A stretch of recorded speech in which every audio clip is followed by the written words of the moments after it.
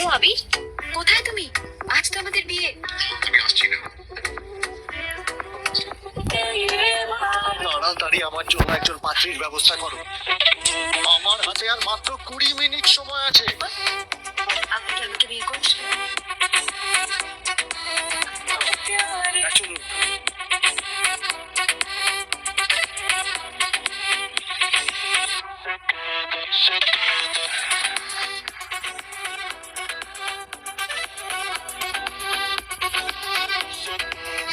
ওনাকে নিজের নামটা বলুন। টনি,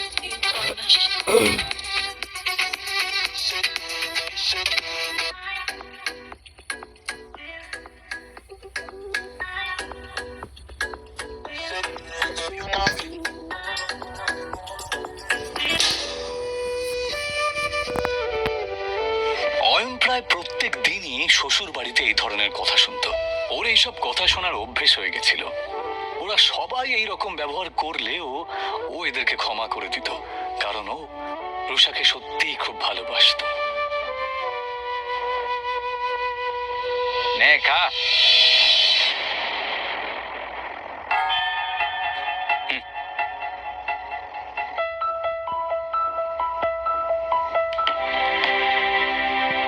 ভিখারি কুত্তা কোথাকার।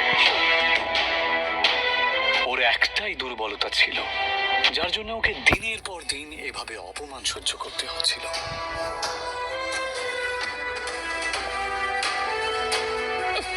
আমাকে নিয়ে যত ঠাট্টা করার করে নাও, যেদিন তোমরা আমার সত্যিটা জানতে পারবে সেদিন তোমাদের মাথা খারাপ হয়ে যাবে। অয়ন আসলে কে সেটা কেউই জানতো না। তবে কেন জানি না, অয়ন নিজেও কাউকে কিছু বলতে চাইতো না।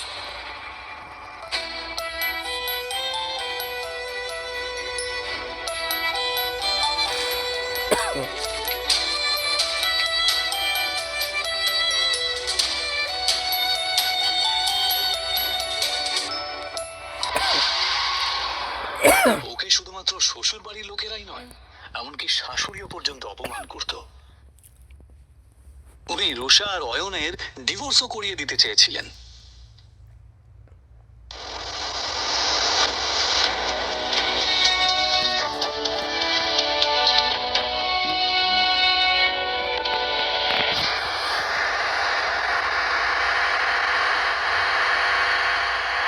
অয়ন, আমি এখন হোটেলে একজনের সাথে দেখা করতে যাচ্ছি। তুমি কিন্তু কাউকে বলবে না যে তুমি আমার স্বামী, বুঝেছো?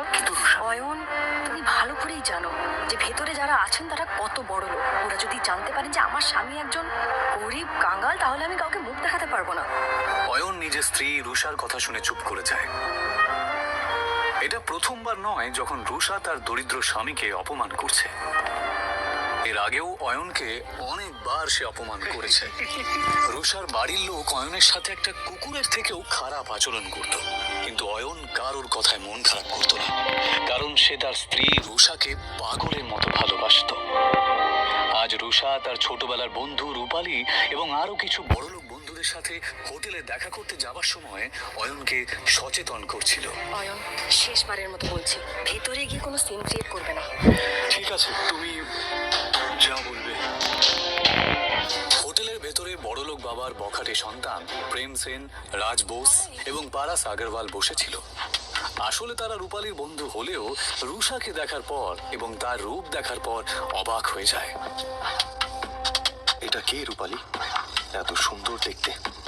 ও ও আমার বেস্ট ফ্রেন্ড রুষা। অয়নের জামা কাপড় দেখে নাক মুখ মেকিয়ে পারাস জিজ্ঞেস করে, আরে সুন্দরীর সাথে বাঁধর থাকে রে? আর ঠিক তখনই অয়ন বলে ওঠে, নমস্কার, আমার নাম অয়ন। আরে হ্যাঁ, মনে পড়েছে, রুষা সিংহ।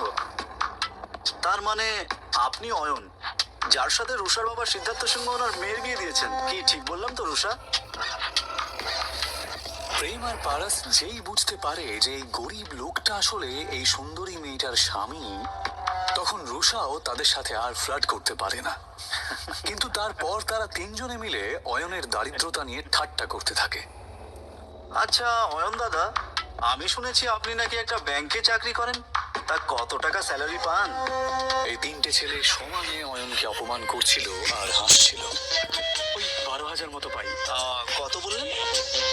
12,000। কখনো কখনো বোনাস পেলে 15,000 মতো হয়ে যায়। ভালোই স্যালারি পান আপনি। আমার জুয়েলারি অ্যাকাউন্টেন্টের স্যালারির অর্ধেক, তবুও আজকালকার দিনে এটাই অনেক। আচ্ছা পারাস, যদি তোর স্টোরে কোনো স্টাফের দরকার পড়ে তাহলে অবশ্যই অয়ন দাদাকে বলিস। ওনাকে দেখে কর্মঠ মনে হচ্ছে, আর আশা করি ওনার কাজ তোর ভালোই লাগবে। হ্যাঁ নিশ্চয়ই প্রেম, নিশ্চয়ই। 20-25 হাজার টাকার চাকরি তো আমি ওনাকে দিতেই পারি। আচ্ছা অয়ন দাদা, আপনি চাইলে কাল থেকেই জয়েন করতে পারেন। তারা কাকে জব অফার করছিল? অয়নকে। ও চাইলে তাদের 3 জনকে কিনে ফেলতে পারত।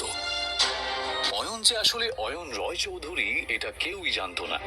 এমনকি রুষা এবং তার বাড়ির লোকেরাও এটা জানতো না যে এই গরিব অয়ন আসলে কে। অয়নও যেহেতু এই আসল সত্যিটা কাউকে জানাতে চায় না, তাই সে এমন ভাবে এই পরিস্থিতিটা সামলালো যে কেউ কিছু বুঝতেই পারলো না। ও বলল, ধন্যবাদ মিস্টার আগরওয়াল, আপনার অফারটা সত্যি খুবই ভালো।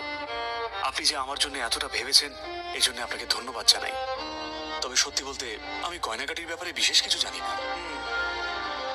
এদিকে রুষা অয়ন আর রূপালীর বড়লোক বন্ধুদের মাঝের কথোপকথন শুনে রেগে যায়। আরে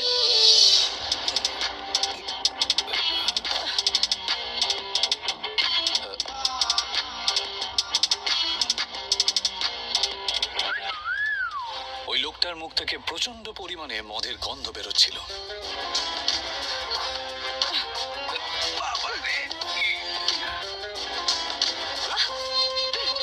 দেখে তো মনে হচ্ছে ভালোই এনার্জি আছে। অসভ্য লোক, তোর সাহস কি করে হয় আমার সাথে সব কথা বলার? ছেড়ে দাও আমাকে। এই দাঁড়া দাঁড়া বলছি। কি বললি? আমি অসভ্য?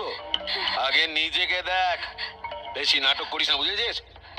ছেড়ে দে আমাকে। রুষা এবার কোনো কিছু না ভেবে লোকটার গালে একটা সপাটে চড় মেরে দেয়।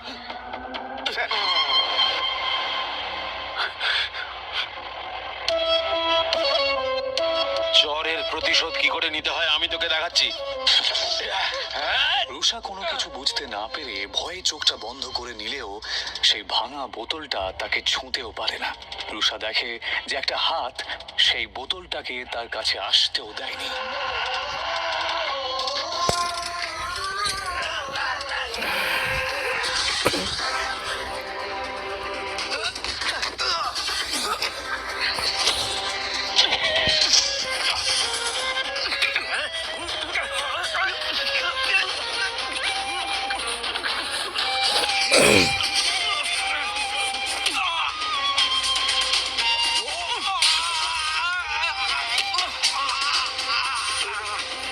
নেশার চোটে তোর মাথা খারাপ হয়ে গেছে।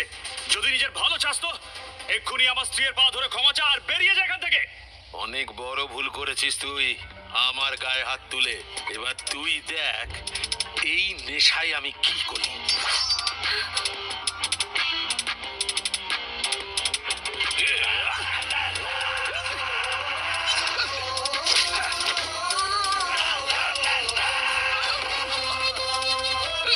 অয়নের এই আচরণ দেখে রুষা অবাক হয়ে যাচ্ছিল। সে বেচারি কিছুতেই এটা দেখে বিশ্বাস করতে পারছিল না। প্রেম সেন এবং রাজ বেদিও চিৎকারের আওয়াজ শুনে সেখানে দৌড়ে আসে। এই অসভ্য মাতালটা আমাকে একা পেয়ে আমার উপর জোর খাটানোর চেষ্টা করছিল।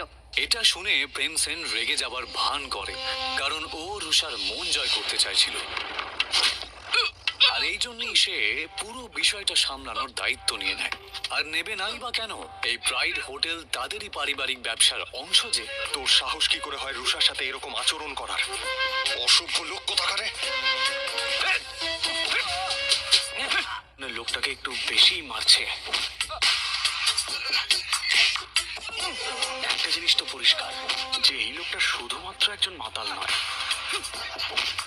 প্রেম সেন আর রাজ বোস কিছুতেই থামছিল না, আর তার জন্যই অয়ন তাদেরকে থামানোর জন্য বলে, ব্যাস অনেক হয়েছে, ওর শাস্তিও পেয়ে গেছে।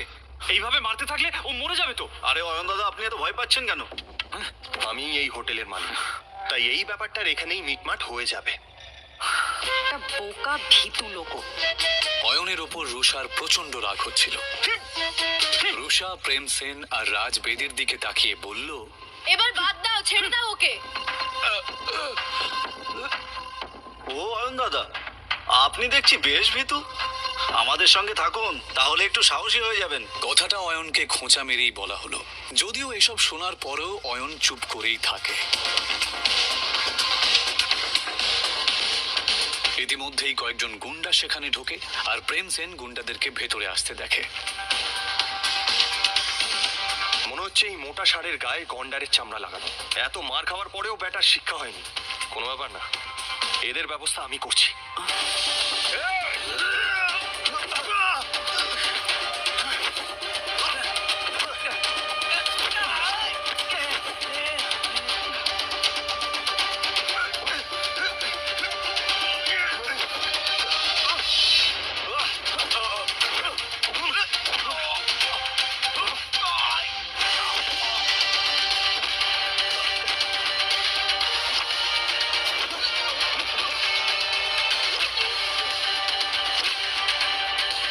প্রেম সেন ভালোই মারপিট করতে জানতো, কারণ ও কারাটেতে ব্ল্যাক বেল্ট ছিল।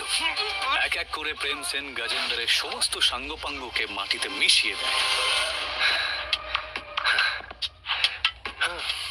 তোরা হচ্ছিস গুন্ডার নামে কলঙ্ক, বুঝলি? ফাটিয়ে দিয়েছিস ভাই, তোর কোনো জবাব নেই। আমার মনে হয় না ওরা আর উঠতে পারবে বলে। মিস রুষা আর রূপালী, তোমরা ঠিক আছো? প্রেমের প্রশ্নটা শুনে রুষা আর রূপালী তাদের ঘাড় নাড়ল। প্রেম আসলে এসব করছিল রুষার নজর কাড়ার জন্য। যদিও রুষার নজর তখন তার স্বামী অয়নের দিকেই ছিল, সেই অয়ন যে চুপচাপ বসে গুন্ডাদের দিকে তাকিয়েছিল। প্রেম সেন আরও ক্ষিপ্ত হয়ে যায়। ভাই, এবার এদেরকে নিয়ে কি করবি? কাউকে ডাকবো নাকি এদের ব্যবস্থা করার জন্য? আরে তার দরকার পড়বে না, আমার স্টাফ দেখে নেবে। চলো তোমরা বাইরে চলো। পারাস আসলে একটু বাড়তি কথা বলছিল, যদিও সেরকম কিছু করার ক্ষমতা ওর ছিলই না।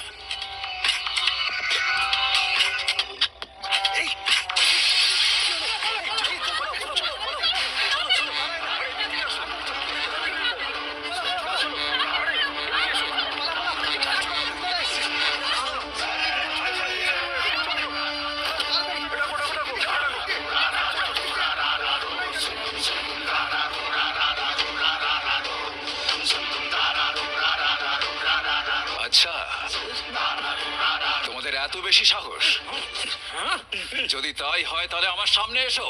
সেই তো, ভয় কেন পাবো? তোদের হারানোর জন্য সাহসের কি প্রয়োজন? কিন্তু এই কথাটা বলার পরেই প্রেম সেনের মুখ বন্ধ হয়ে যায়। রবিদা, নিজের সামনে দাঁড়ানো লোকটাকে দেখা মাত্রই প্রেম সেনের থোতা মুখ ভোঁতা হয়ে যায়, কারণ তার সামনে দাঁড়ানো লোকটা আর কেউ নয়, সে ছিল রবিদা।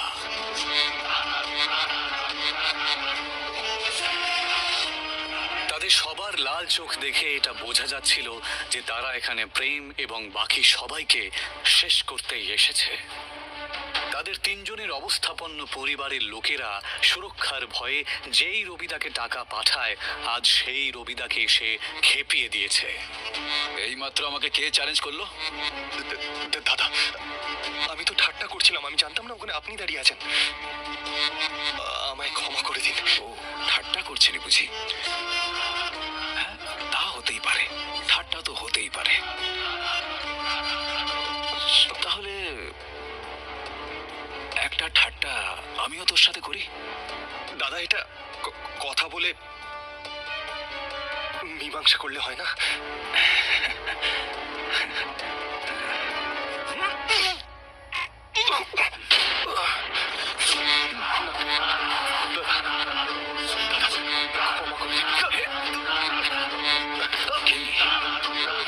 কেমন লাগলো আমার ঠাট্টাটা? এদিকে কারাটেতে ব্ল্যাক বেল্ট পাওয়া প্রেম মেঝেতে শুয়ে নিজের বুকে হাত দিয়ে জোরে চিৎকার করতে লাগলো। পারাস আর রাজ এটা দেখে অবাক হয়ে যাচ্ছিল। এসব দেখে ওরাও রবিদার পায়ে পড়ে প্রাণ ভিক্ষা চায়। হাসবি না দাদা।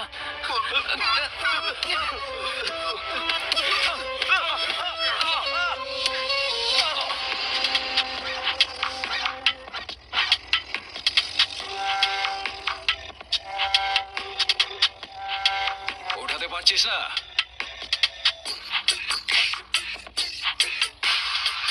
প্লে কর।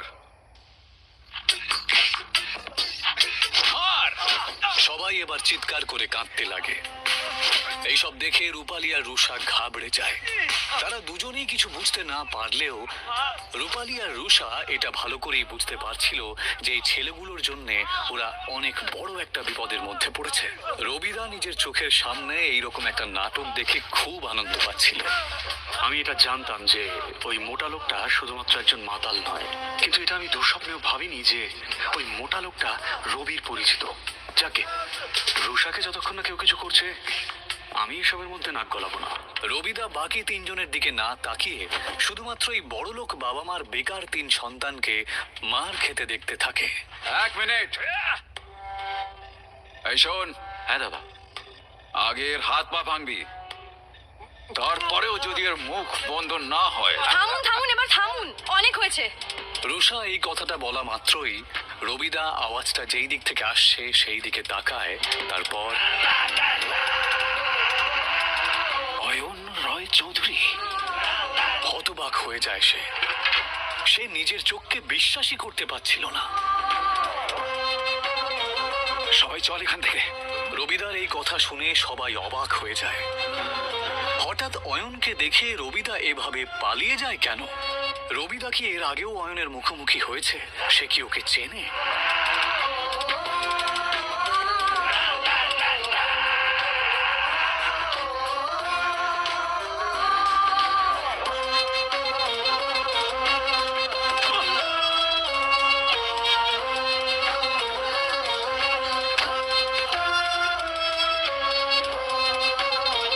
সত্যি কি অয়ন একজন আরবপতি?